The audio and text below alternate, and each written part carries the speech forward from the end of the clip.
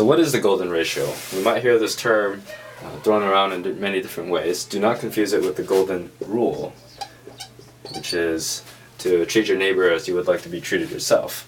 This is a mathematics concept, which essentially is a ratio. And a ratio is just a number which relates to other numbers. If you call it x and y, then y divided by x makes their ratio. So there is such a golden ratio, and I'll just give it now. It's commonly notated by the Greek letter phi, and it equals 1.61803398887 on and on and on and on.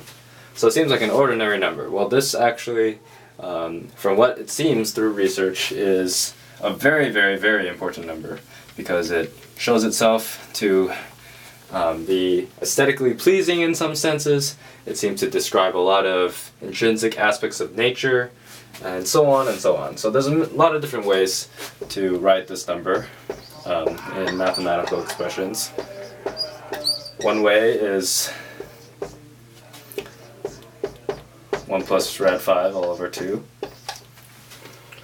Another way is if you write a expression that goes on forever, that kind of looks like this: 1 plus 1 over 1 plus 1 over 1 plus 1 over 1 plus 1 over on and on and on.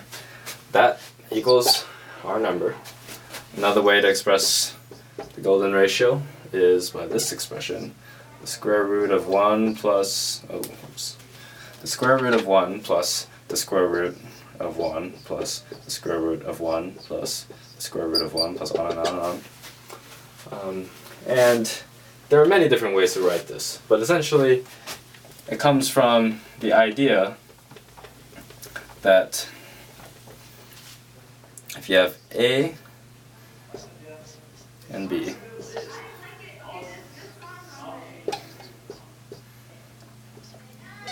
and A plus B, then A plus B over A is somehow related to A over B, and then you have a golden ratio. So, one application is something called the golden triangle.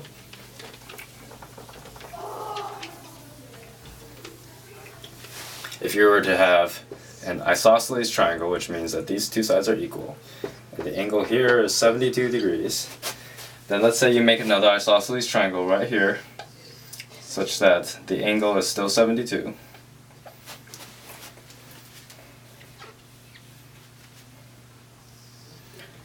And then you come here and make another one. And then you come here and make another one. And then another one right here. And you keep on going. These triangles are actually in a ratio which is exactly the golden ratio. Another application is the golden rectangle. If you make a rectangle whose sides are 1 and phi, which means the ratio of length to width is 5, and then you make a square out of that, then from the rest of this you make another square, and then from here you make another square, and then here you make another square, and then here you make another square, and you keep doing this all the way down to infinity. Well, all of these rectangles have lengths which have this ratio in comparison to the larger one before it.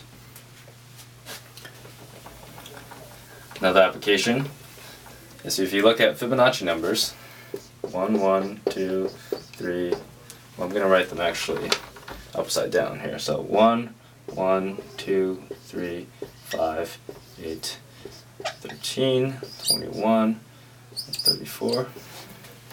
If you divide these two, you get 1. If you divide these two, you get 2. These 1.5. These, I believe, is 1.66666. These are 1.6. These are 1.6153. Actually, 1.625. These are 1.61538. These divided are 1.61905. As you see, this number, as we go on through the Fibonacci sequence, is getting closer to the golden ratio. So there we have two seemingly random numbers which are suddenly linked.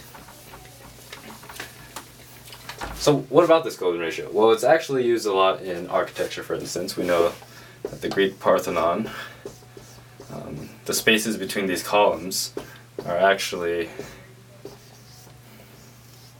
well, they're golden rectangles, as we discussed before. So the Greeks knew about this number. The pyramids are made out of triangles, which seem to also follow the golden rule. The Portrait of a Man by Leonardo da Vinci creates a star, which seems to also follow the golden ratio. And finally, the ordinary light switch in most homes nowadays seems to have a surprisingly close golden ratio.